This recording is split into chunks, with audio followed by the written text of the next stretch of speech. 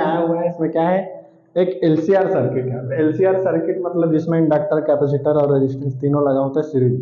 तो series LCR circuit है, उसमें इंडक्टेंस का वैल्यू L गिवन है। तो L कितना है, 10 मिली हेनरी। इसको हम 10 × 10⁻³ लिख सकते हैं हेनरी। उसके बाद कैपेसिटेंस C का वैल्यू गिवन है, C कितना है, 1 माइक्रोफैराड। 1 माइक्रोफैराड का मतलब होता है 1 × 10⁻⁶ फराड। उसके बाद R का वैल्यू गिवन है, R = 100। ठीक है, तो हमको रिजोनेंस फ्रीक्वेंसी फाइंड करना है। पहली बात कि ये तो आंसर में रेडियन पर सेकंड जो दिया है वो एंगुलर फ्रीक्वेंसी है, तो ये ऑप्शन हो गई, ये या तो ये है आंसर या तो ये। हम चेक कर लेते हैं, क्योंकि हमको लीनियर फ्रीक्वेंसी निकालना है। अब लीनियर फ्रीक्वेंसी कैसे निकालेंगे, डायरेक्ट f का फॉर्मूला होता है 1/2π√LC। या तो अगर नहीं आते तो देखो ओमेगा L और ओमेगा C जब इक्वल होता है तो ऐसा होता है, XL और XC इक्वल होता है। तो XL और XC, XL इक्वल टू होता है ओमेगा L और XC इक्वल टू होता है 1/ωc। यहाँ से आ जाएगा ω²।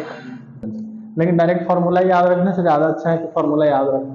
तो ये फार्मूला आप इस पर पुट कर लेते हैं। देखो जो भी आंसर आएगा वो हर्ट्ज में आएगा। तो देखो 1/2 इंटू पाई का वैल्यू 3.14 इंटू √LC। L का वैल्यू कितना है, 10 × 10⁻³ इंटू C का वैल्यू कितना है, 1 × 10⁻⁻6। -3 और -6 -9 और +1 तो -8 हो गया। तो यहाँ पे लिख देंगे 10⁻⁻8, ऐसा आ गया। और 2 × 3.14 कितना हो जाएगा, 2 3 6, 6.28।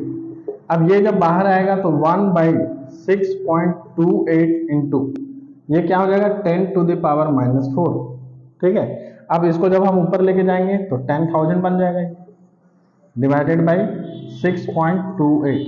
मैं 3 जीरो को किलो जूल लिख देता हूँ, तो 10/6.28 लिख दिया इधर साइड में इसका वैल्यू, और यहाँ पे आ गया किलो जूल।